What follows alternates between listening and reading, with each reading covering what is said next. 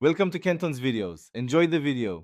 In this video, I will explain how to play City Skylines on console. First, select a suitable map from the available options, considering factors like water access and resource distribution. Then, choose your initial starting tile and lay down your first roads to connect to the highway.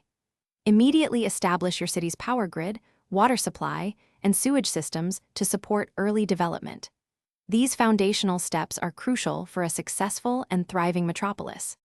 Once your basic infrastructure is in place, it's time to zone for growth. Designate areas for residential, commercial, and industrial development using the zoning tool.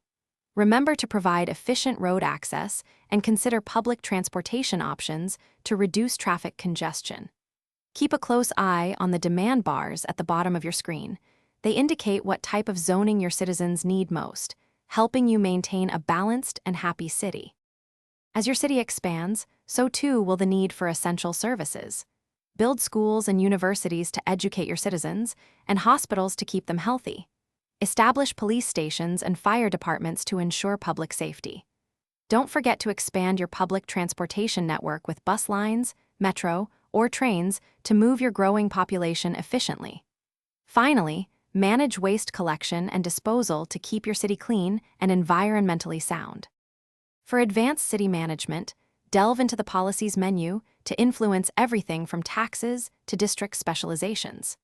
Continuously monitor and optimize your road networks to prevent traffic gridlock, using one-way roads and highways effectively. As your population grows and your budget allows, expand your city by purchasing new land tiles, opening up more space for development and new challenges. Enjoy building your dream city. Thanks for watching. Consider subscribing if we helped you.